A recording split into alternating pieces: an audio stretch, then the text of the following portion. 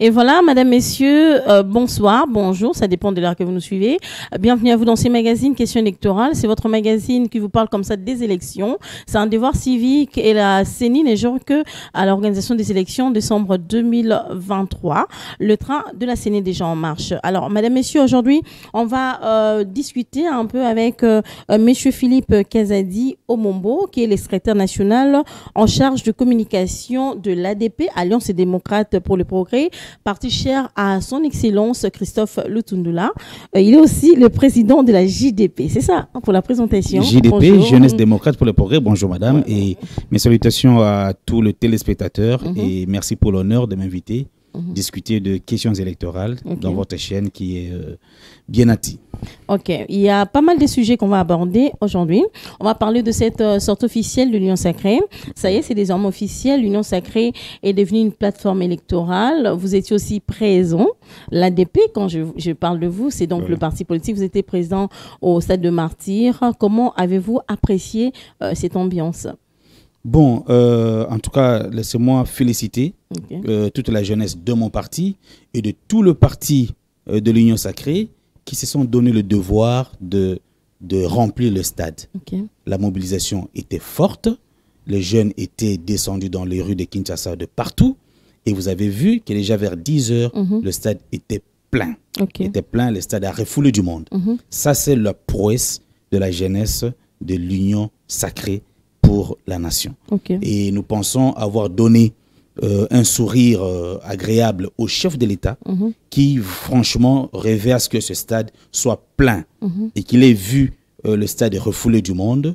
Je pense qu'en bon quinois, il se sentait beaucoup mieux de là où il était. À vrai dire, vous allez dire que c'était une réussite totale, mais d'autres langues pensent que non, c'était pas vraiment une réussite parce que apparemment vous avez fait du ramassis, vous avez ramassé des jeunes qui sont pas de vos partis politiques, vous les avez ramenés au stade de Martyrs, question de gonfler le stade. Mais d'où est-ce qu'ils trouvent cette preuve? On a vu comment, quand est-ce qu'il y avait des interventions, comment les gens sortaient, ils étaient un peu désintéressés. Non, alors là il faut dire les choses franchement. Ce qui s'est passé au niveau du présidium de l'Union Sacrée est insupportable, est intolérable. Et je pense que le public, le peuple qui est venu au Stade de Martyrs, nous a enseigné une bonne leçon de ponctualité et de respect mutuel. Une leçon de loyauté. La loyauté doit être réciproque, madame. Nous avons invité les gens au Stade de Martyrs à 10 heures.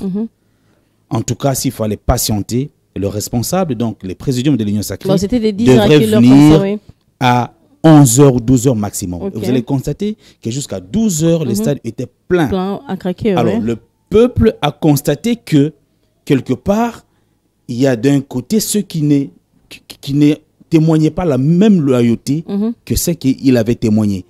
Donc, il a décidé de partir.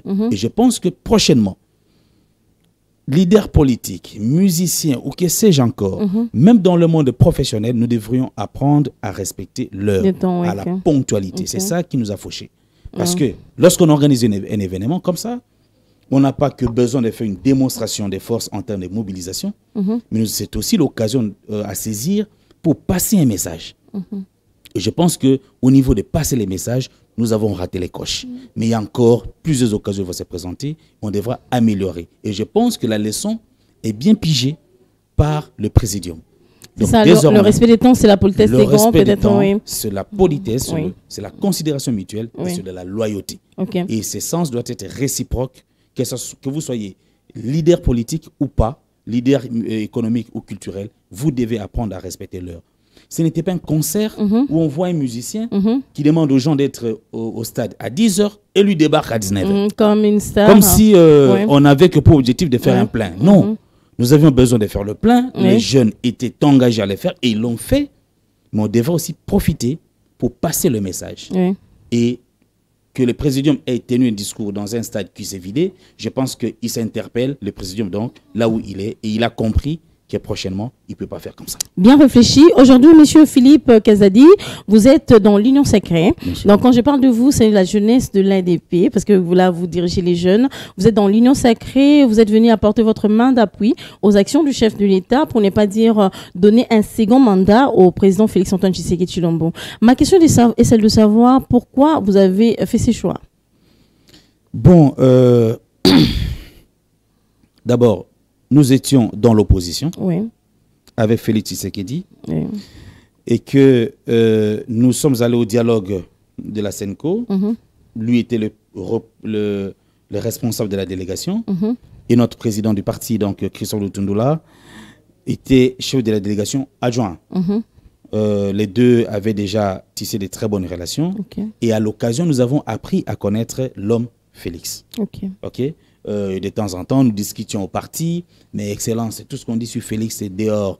Est-ce que c'est vrai ou c'est faux? Il nous disait, voici, il est tel type d'homme, il le ceci, il le cela. Et il vous rappellera que lorsque il a décidé de retirer sa signature des accords de Genève pour se présenter à l'élection présidentielle, de l'autre côté, donc le camp de Martin Fayoulou, d'aucuns n'a dit que Félix est un monsieur sincère et honnête et qu'il a été sincère avec eux. Nous pensons que dans la gestion de la chose publique, certaines qualités telles que la sincérité, l'honnêteté, le respect mutuel, sont des qualités que doit revêtir un chef d'État. Au-delà de tout ce Et vous avez trouvé ça en Félix Tshisekedi? Nous avons trouvé cela en Félix Tshisekedi. Et aujourd'hui, personne n'a à redire là-dessus. Vous voyez un président de la République qui ordonne à l'inspection générale des finances, qui dépend de la présidence, à pouvoir traquer le même gestionnaire que lui-même a nommé. Un bel exemple à suivre. Il se tire une balle au pied, et c'est normal qu'il se tire une balle au pied pour que nous puissions savoir où mettre le pied et bien marcher et bien avancer. Vous savez que notre pays, nous sommes habitués, ou nous étions habitués au détournement, nous étions habitués à la gabegie financière, mais j'espère qu'avec le travail qu'abat Gilles Linguetti et l'inspection générale des finances, aujourd'hui, les gens sont en train de réfléchir par deux fois avant de commettre quoi que ce soit en termes de mauvaise gestion financière. Et ça, c'est très, très important. Un tel président ou une telle personnalité, nous en avons rare dans notre classe politique. On va préférer, et retenez que le chef de l'État est en train de viser un deuxième mandat. Donc, celui qui vise un deuxième mandat pourrait être dans la posture de laisser faire. Mais il n'est pas dans cette posture-là. Il est dans la posture de sanctionner ceux qui sont avec lui pour qu'ils comprennent quelle est la vision du chef de l'État, pour qu'ils comprennent quel est l'avenir qu'il veut imprimer à notre nation. L'ADP soutient la vision du président Félix-Antoine Tshisekedi Tshilombo parce que vous êtes dans l'Union sacrée. Moi, je réfléchis en termes de réussite et d'avenir. Est-ce qu'il y a un avenir pour cette plateforme électorale? Bon, madame... Parce que ça regroupe beaucoup de leaders. Il y a plusieurs leaders qui sont inclus, les présidents des partis politiques. Est-ce que vous allez vous entendre? C'est ça les problèmes aussi. Bon, s'attendre, déjà on s'attend pour l'instant. Nous nous attendons. Donc, il faut... Vous avez déjà tantôt là accusé les présidiums. Il faut donner la chance. Qui n'avaient pas respecté les temps. Non. Ça ne veut pas dire qu'on ne s'attend pas. C'est une vérité. Ce sont des remarques qui commencent déjà. Et à l'allure où vont les choses, peut-être il y aura de problèmes sérieux. Tel parti prend les monopoles par rapport aux autres partis politiques. Non. Le problème viendront. Mais notre capacité à gérer ces problèmes va refléter notre détermination effectivement à atteindre les objectifs que nous sommes assignés au sein de l'Union sacrée. Nous ne sommes pas qu'une plateforme électorale, mais une plateforme aussi politique. Qui veut dire qu'il y a un programme de gestion et qui a l'objectif de conserver le pouvoir. Donc là, nous nous lançons aux élections parce que nous devons gagner le second mandat pour le chef de l'État, mais également une majorité parlementaire. Moi qui vous parle, je serai candidat à la députation provinciale à Kinshasa, dans ma commune de Massina. Donc, je souhaiterais bien être élu à l'Assemblée provinciale de Kinshasa pour accomplir ce que le programme de l'Union sacrée au niveau de l'Assemblée provinciale avec le gouverneur qui devra absolument venir de chez nous. Ça, c'est notre souhait. Mais maintenant, vous avez posé la question des problèmes qui peuvent surgir. Les problèmes viendront toujours. Ce n'est pas pour rien qu'il y ait un texte. Déjà, il y avait des problèmes. C'est une charte que vous avez déjà signée. Et dans l'avenir, il y aura un règlement intérieur et chacun qui va s'opposer à tout le monde. Donc, chacun va respecter. Et les problèmes, lorsqu'ils viendront, ils y rencontreront des textes qui ont prévu la manière de les résoudre. Les problèmes vont venir. Mais comme je l'ai dit, comme dans un mariage, la force du couple, c'est la capacité de à résoudre dialoguer. le Les problème problèmes et qui dialoguer. survient. Mais est-ce qu'il y a, faites un peu un parallélisme entre le FCC, à l'époque de l'ex-président Kabila, et l'Union Sacrée? Est-ce que c'est la même chose? Ce sont des plateformes électorales, politiques, c'est la même chose, ou bien il y a au moins une différence que vous avez su remarquer? Du point de vue, je veux dire, organisationnel, Oui. ça peut être la même chose dans le sens que nous visons tous l'objectif de conquérir le pouvoir et de le conserver. Exact, oui. Mais le FCC a raté Mhm. de conserver le pouvoir. Oui. Ok. Nous sommes en train de bien travailler au sein de l'Union Sacrée. Les présidiums est là. D'autres organes vont venir. Oui. Et nous travaillons de sorte que nous ne puissions pas rater Mhm. comme l'Union Sacrée. Ok. Et disons comme le FCC. Parce qu'il faut que nous prenions les choses très au sérieux, Mhm. qu'il n'y ait pas de triomphalisme, mais qu'il y ait plutôt de la concentration au travail. Le travail est rude à faire. Les combats ne vont pas être faciles. Oui. Ça sera acharné. Nous devons défendre les bilans du chef de l'État le moment venu. Nous devons vendre l'image positive du chef de l'État pour que la population puisse lui renouveler la confiance. C'est comme ça que, Oui. en disant que le présidium devrait respecter Les temps, l'heure oui, de oui. venir au meeting, parce que c'est l'une des manières de vendre aussi l'image du chef de l'État. Ok.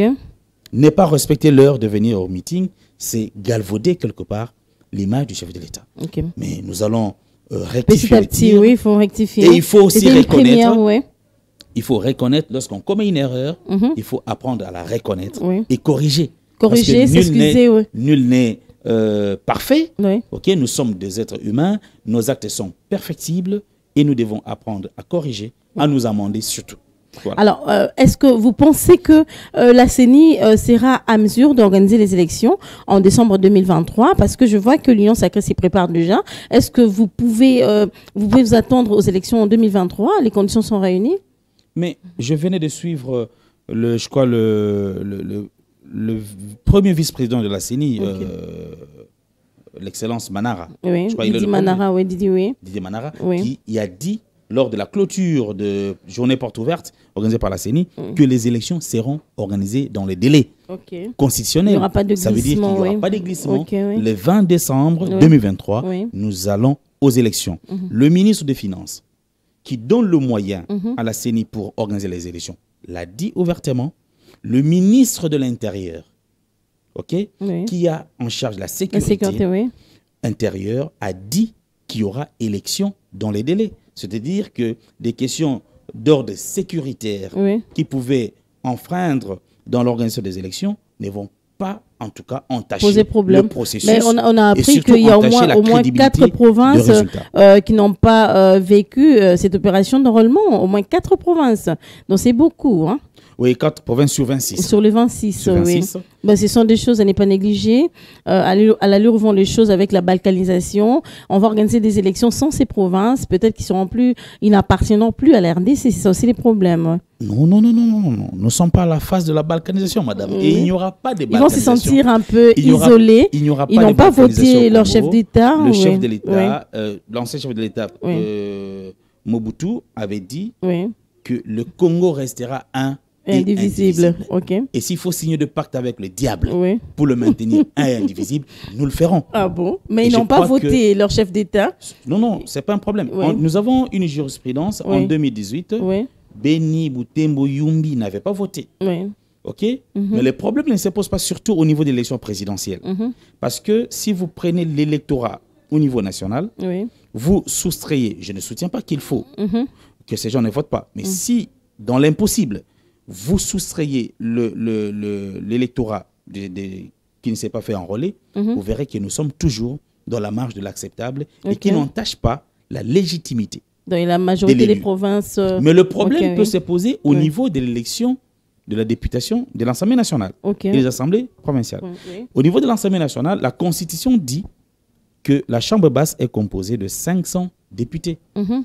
Et de ces provinces où il n'y aura pas élection, Oui. où il n'y aurait pas élection, Oui. Il y aura manque. il y aura manque des Oui, élus ok. et donc l'Assemblée nationale ne sera pas dans sa forme prévue par la Constitution. Ok. Ça peut poser un petit problème. Bon, je ne suis pas juriste, je ne veux pas rentrer dedans, mais Oui. j'estime que Ça pourrait créer ça un peut problème. poser oui, un oui. problème au niveau de l'effectif de l'Assemblée nationale. Mais toujours par rapport à cette jurisprudence de 2018, les élections ont été organisées après pour combler justement ces vides-là.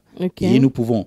On peut aussi faire la même chose, oui. En tout cas, de manière réfléchie et avec beaucoup de froideur, dire que nous pouvons organiser les élections et revenir pour compléter dans le territoire qui va manquer des participants à l'élection présidentielle, pour compléter le siège au niveau de l'Assemblée nationale. Avec cette guerre de l'Est, vous pensez qu'on sera à mesure, on sera dans la tranquillité de voir que nos frères et sœurs meurent à l'Est et nous, quand même, nous votons? Mais en 2018, c'était le même cas. C'était toujours l'insécurité qui avait fait qu'on n'organise pas les élections. Pourquoi pas régler d'abord ces problèmes de l'Est et puis avancer avec les élections? Et pour que vous dites que vous venez dire que Félix Tshisekedi est dictateur, qu'il a organisé un glissement? Non. En tout cas, mais rentrant dans la tête du chef de l'État, je ne le vois pas organiser un glissement. Je ne le vois pas organiser la non-tenue des élections. Il veut bien que les élections aient lieu parce qu'il sait que le problème politique qui s'est toujours posé chez nous, c'est le problème de légitimité. Il en a parlé au début de son mandat et ce n'est pas à lui de pouvoir rééditer les mauvais exploits qu'on a vus dans le passé, de glisser pour des raisons farfelues. Mais là, nous irons aux élections dans les conditions que sera notre pays à ce moment-là. Il n'y aura pas de balkanisation du pays. Et c'est fort possible que même avant les élections, que cette guerre prenne fin. Parce qu'aujourd'hui, avec la diplomatie, je dirais, agressive et agissante, mise en place par le chef de l'État et exécutée par le VPM aux affaires étrangères qui sont de Tundula, ainsi que le renforcement de nos forces armées, je pense qu'il y a possibilité que nous allons aux élections avec le 2 345 000 km² de notre territoire. C'est-à-dire que tous les Congolais puissent participer aux élections. C'est encore possible. C'est possible. Il ne faut pas donc, on reste optimiste jusque-là. Vous êtes dans la diplomatie avec son Excellence Christophe Lutundula. Vous pensez que la RDC a fait un pas par rapport à la diplomatie? Est-ce que la diplomatie appliquée par le chef de l'État, en l'occurrence avec le VPM, est quand même une diplomatie réussie? Mais on ne peut dire autrement, madame, parce que je veux relever quelques faits. Depuis, en comparant à l'époque de l'ancien président Joseph Kabila, vous allez vous rendre compte que nous ne savions pas 18 ans durant que la RDC était soumise au régime de déclaration préalable. En ce qui concerne l'achat d'armes. C'est avec Félix Tshisekedi et Christophe Lutundula, s'occupant de la diplomatie, qu'on le sait, qu'on l'a su, et que cette mesure a été levée. Ça veut dire que, quelque part, les choses ont bougé. Je prends un autre élément. Le fait d'identifier Paul Kagame comme l'agresseur numéro 1 de la RDC, et de dire que le M23 n'est rien d'autre que le Rwanda, je pense qu'il y a aussi des choses qui ont bougé. Et aujourd'hui, à travers le monde, personne ne s'interdit de pouvoir indexer Paul Kagame comme étant l'agresseur ou celui qui instrumentalise le mouvement rebelle dans la partie est de notre territoire. Mais nous ne nous plaisons pas de ça. Nous disons que ces déclarations sont bonnes, mais il faut aller plus loin. Il faut envisager les sanctions contre le Rwanda. Et ça, c'est le défi de notre diplomatie. Très bien. Mais ça va aller. Des sanctions, telles que quelles sanctions? Il faut que la communauté internationale prenne des sanctions économiques contre le régime de Paul Kagame, des sanctions militaires contre le régime de Paul Kagame, pour l'obliger à ôter la main sur les richesses de la RDC. Mais il reste à savoir, est-ce que la voix de la RDC est entendue auprès de la communauté internationale? Il n'y a pas longtemps les déclarations de Paul Kagame. Mais moi, je me pose la question, qu'est dit la communauté internationale? Où sont les pays qui nous ont peut-être dominés, tels que la Belgique, les pays colonisateurs? Pourquoi ils ne réagissent pas? Madame, le temps, j'ai toujours dit que le temps politique est différent du temps social. Je comprends l'empressement de notre opinion ou de nos compatriotes. Ça veut dire qu'on veut la paix maintenant. Ici et maintenant. Malheureusement, la question de la paix à l'Est ne dépend pas que de la volonté de la RDC. Parce que d'un côté, il y a un pays, un voisin belliqueux qui nous fait la guerre, qui réfléchit jour et nuit sur comment déstabiliser l'Est de notre pays. Un véritable challengeur. Et nous, de l'autre côté aussi, nous réfléchissons jour et nuit comment contrer son plan macabre contre notre pays. Ça veut dire que c'est dans cette confrontation que va naître absolument le vainqueur. Mais la victoire va venir aussi, comme on l'a dit, sur le plan diplomatique. Mais cette victoire est déjà en train de se dessiner parce que déjà ce qu'on n'a pas vécu hier, ça veut dire la condamnation de Paul Kagame est en train d'être réalisée. Maintenant, il reste que les sanctions puissent tomber, mais ça va venir. Pourquoi je reste optimiste? Et pourquoi d'abord les sanctions traînent? Parce qu'il y a beaucoup de ceux qui tirent dividende de cette insécurité à l'est de notre pays. Tel que le multinational. Et chaque multinational, rappelez-vous, a une nationalité. Il y a des multinationales américaines, il y a des multinationales britanniques, il y a des multinationales de tout le pays occidental ou bien occidentaux que vous connaissez. Et donc, ce n'est pas du jour au lendemain, ce n'est pas par un coup de baguette magique ou par un claquement de doigts que ça va terminer. Non, mais nous devons maintenir le cap pour afficher notre position, pour afficher notre détermination à mettre fin à cette guerre. Et ils finiront par rentrer dans notre logique parce que nous défendons une cause juste. Même Paul Kagame lui-même va finir par faiblir. Ah bon? Voilà. Ah bon, on espère. Alors, puisqu'on parle des élections, l'ADP a un seul candidat à la présidence, c'est Félix-Antoine Tshisekedi Tshilombo. C'est ça? Vous êtes d'accord? Vous n'avez pas changé d'avis avec le temps? Non, pas du tout. Quel est le temps? Parce que vous avez déjà signé la charte. Qu'est-ce qui est arrivé pour que nous changions des candidats à l'élection présidentielle? Il n'y a aucune donne, il n'y a aucune raison pour qu'on change des candidats. Alors, quand on parle des élections présidentielles, on voit cette proposition de loi Tchani qui est comme une sorte de discrimination pour les autres candidats. Alors, vous êtes de l'Union Sacrée. Comment avez-vous apprécié cette proposition de loi? Bon, je l'ai dit à maintes reprises.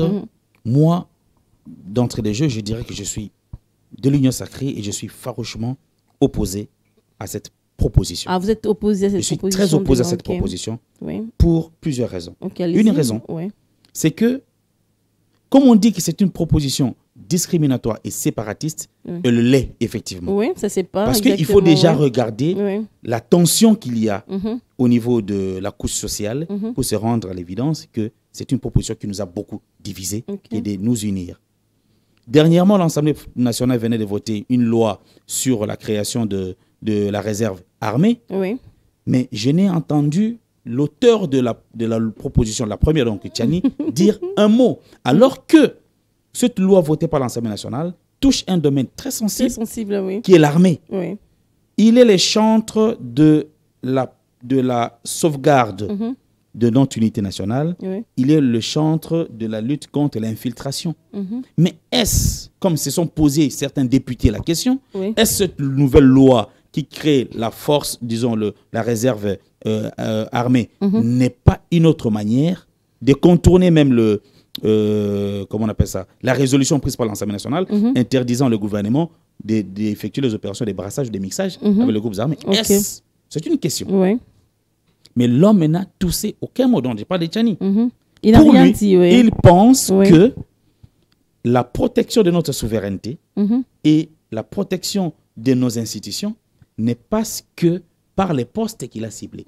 Madame, je pose toujours deux petites questions. Deux petites questions. Parce que c'est les sommets. Et jusqu'à aujourd'hui, je n'ai jamais eu une seule réponse. Et quelles sont ces questions? Est-ce la première?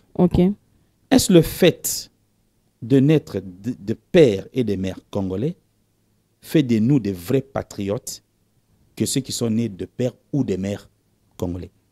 Et je leur demande toujours de m'appuyer sur la part deux exemples. C'est-à-dire que dans le passé, qu'on nous montre ces enfants qui sont nés d'un père et d'une mère congolaise qui ont excellé, plus que celui qui est né d'un père ou d'une mère congolaise.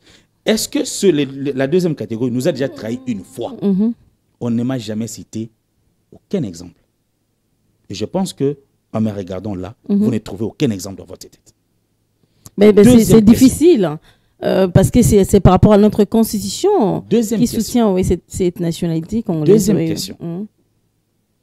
Est-ce pour faciliter l'infiltration du pays, faudrait-il être chef de l'État, Premier ministre, ministre de la Défense, ou, c'est pas moi, chef de l'État-major, ou président de l'Assemblée nationale et président du Sénat? Faudrait-il occuper ces postes pour faciliter l'infiltration d'un pays? Même pas, il y a des Mais non. rébellions, oui. Vous avez Oui. un directeur, tous les directeurs de la DGM qui travaillent dans les frontières ne peuvent pas faciliter l'infiltration des ennemis de notre pays. Au fait, en réalité, les problèmes qui est posé par Tchani existent. Notre armée, notre système politique a été infiltré. OK? Oui. Du haut en bas. Ça, c'est sûr. Nous avons la nécessité de protéger notre souveraineté Oui. et nos frontières. Ça, c'est aussi une évidence. Mais comment les faire? Comment les faire? Il faut recréer l'homme congolais, tout simplement. Comment, avec un changement de mentalité il faut ou quoi? un véritable changement Ok. de mentalité. Oui. Ça veut dire qu'il faut restaurer l'autorité de l'État pour que chacun de nous puisse se conformer à la loi, puisse se comporter selon la loi. Mais ne vous leurrez pas, qu'on ne se trompe pas, il ne s'agit que d'une loi, alors qu'on sait que dans ces pays, les gens ne respectent pas la loi. Comment on va nous faire croire que ça sera seulement ça, la loi qui sera respectée? Mais parce que ça, c'est les sommets. Et imaginez, s'il vous C'est plaît, madame. l'organe de décision. Imaginez. Donc, il y a beaucoup plus de possibilités Imaginez un instant. d'infiltrer les gens. Oui. S'il vous plaît, madame. Oui. Imaginez un instant. Oui. Non, un chef d'État ne va pas dire amenez-moi 10 000 Ougandais qu'ils viennent rentrer dans notre armée. Ben, s'il Ça est ne se fait pas. redevable envers sa patrie. Ça ne se fait pas. Oui, la redevabilité Oui. vis-à-vis de la patrie Oui. dépend de l'amour qu'on porte à cette patrie-là. Ben, c'est ça. Et l'amour. Il faut être congolais, de père et de mère, pour porter cet amour-là. L'amour Oui. s'enseigne à l'école. Ok. L'amour s'enseigne à l'école, ça s'enseigne à l'église. C'est un problème de sang. Non, c'est pas un problème de sang. Oui. Le patriotisme. Le sang a toujours réclamé. Hein? Ça n'a rien à voir, Tel est madame. mon frère, tel est ma soeur. Ça n'a rien à voir, madame. Oui. Le problème du pays ou du patriotisme, ça n'a rien à voir avec la question du sang. Ok. Aujourd'hui, on peut vous prendre, vous ici, on fait de vous présidente de la France, eh bien, vous ne ferez rien pour la RDC. C'est vrai. Vous ferez tout pour la France. Maintenant, quand vous voyez que Ok. votre population souffre, vous allez dire, bon, en fait, non, je dois faire quelque Barack chose, Obama- donner de nationalité aux Barack Obama Congolais était facilement. déjà, Oui. il y a des exemples. Oui. Barack Obama était président des États-Unis, de la superpuissance du monde, mais il n'a rien fait pour le Kenya, le pays de son père biologique. Il n'a rien fait pour le Kenya. Pourquoi? Parce que dans ce pays, il y a une administration qui est bien installée, qui fait bien son travail. Je vous donne un exemple. Oui. Un enfant qui est né d'un Muzombo d'Angola et d'un Muzombo de la RDC. 55 ans après, cet enfant nourrit les intentions d'être président de la République. Est-ce que notre administration est capable, 55 ans après, de nous dire que cet enfant, son père ou sa mère est venu de tel pays? Non, Non, ça n'existe impossible. pas. Et C'est surtout impossible. s'il est né sur le sol congolais. C'est oui. impossible. Et Oui. qu'est-ce qui va se passer Oui. alors? Ça signifie qu'avec cette loi, à chaque cycle électoral, le pays sera plus divisé que jamais. Ok. Parce que qu'est-ce qui va se passer? Le seul indicateur que nous aurons pour dire que il y a un étranger qui est passé par ici, c'est la couleur de la peau. Voilà pourquoi on dit que cette loi, cette proposition, elle est raciste. Raciste, oui. Parce qu'il n'y a que la couleur de la peau qui va déterminer discriminatoire que aussi, oui. tel, son père ou sa mère est blanc ou blanche. Il n'y a que la couleur de la peau. On a vu ça avec Chaloupa. Si vous Il a dit, enlevez, pourquoi pas moi? si vous enlevez la couleur de la peau, Oui. ok, Oui. il n'y a plus rien qui va nous indiquer que celui-ci n'est pas congolais des pères et des mères. Tenez, lorsqu'on va faire l'enrôlement, l'agent de la CENI qui vous enrôle ne s'en tient qu'à votre déclaration. Oui, au témoin Vous aussi. dites, oui. je suis originaire de telle province, il écrit. Oui. Je suis originaire de Bah, il tel sait pas territoire, vérifier, il ne sait pas oui. vérifier. Parce qu'on a une administration faible. Oui. Ce n'est pas seulement pour les candidats à l'élection présidentielle que l'administration va savoir jouer ce rôle-là, C'est madame. ça aussi, oui. Vous allez à l'ANER pour obtenir l'autorisation d'avoir un passeport congolais. L'ANER également ne s'en tient qu'à vos déclarations. Vous dites, je suis Louba je suis Moukwa Kalonji. Oui. Il L'ANER ne- écrit Moukwa Kalonji. Oui. Parce que l'ANER Il ne vérifie pas. non, elle n'a pas le moyen de vérifier. Oui. Elle n'a pas le moyen de vérifier. Nous avons une administration qui est Faible. défaillante. Oui. Il faut la redorer. Il faut lui donner un peu plus de force. Mais en Et fait, une dernière oui, raison, excusez-moi. oui, allez-y, monsieur Kazadi. Et dernière raison pour Oui. laquelle je ne soutiens pas cette loi, Oui. c'est que ça vient au moment où nous nous battons pour donner à Félix Tshisekedi un deuxième mandat et que nous voulons que son image au niveau national et international soit redorée. OK? Pourquoi Tchani veut absolument que cette loi passe pendant que Félix Tshisekedi est président de la République, alors que lui-même est candidat à l'élection présidentielle? Ah bon? Tchani était candidat à l'élection présidentielle. Oui. Pourquoi ne pas attendre lorsqu'il deviendra président de la République? Et qui, ouais, c'est ça aussi, comme un fou, lorsqu'il deviendra président de la République, qu'il puisse faire passer ça à l'Assemblée nationale, parce qu'il aura le contrôle de la majorité parlementaire. Pourquoi il veut que les conséquences de cette proposition, qui vont naître de la suite de cette proposition, soient portées par Félix Tshisekedi? C'est ça. Est-ce que lui, d'abord, il n'est même pas membre de l'Union sacrée, donc il ne défend pas, il s'attaque tous les jours au budget de l'État, il s'attaque tous les jours. Il parle du budget programme, il parle d'un budget. C'est un opposant farouche. Un opposant comme celui-là, veut que cette loi passe au moment où Félix Tshisekedi est président de la République. Non, je conseille à Tchani et à tous ses soutiens d'attendre qu'il devienne président de la République et de faire passer cela. Nous aurons du mal à faire passer dans l'opinion que cette loi ne vise pas des individus. Ok, c'est ça aussi. C'est ce qui a été interprété, ce qui a été dit. Oui. Alors, M. Kazadi, nous tournons vraiment vers la fin de notre émission. Vous allez essayer de donner votre conclusion, je ne sais pas, par rapport à la loi Tchani ou bien par rapport aux élections en RDC. Bon, la loi Tchani, c'est une distraction, je n'en reviens plus. Je vais parler plutôt des élections pour rappeler encore que notre parti, l'Alliance des démocrates pour le progrès, est bien où il est pour l'instant, pour affronter les prochaines élections, et nous envisageons donner au chef de l'État une majorité écrasante, confortable et homogène à l'Assemblée nationale pour que le tralala qu'on a connu pendant l'FCC-CACH ne revienne plus. Et nous souhaitons également qu'au niveau des assemblées provinciales, nous puissions lui donner aussi la majorité parlementaire, de sorte que son programme au niveau national puisse être dupliqué dans les provinces et que l'émergence du Congo sous Félix Tshisekedi puisse connaître le meilleur de ce jour, puisse être boosté par une dynamique politique à tout le niveau.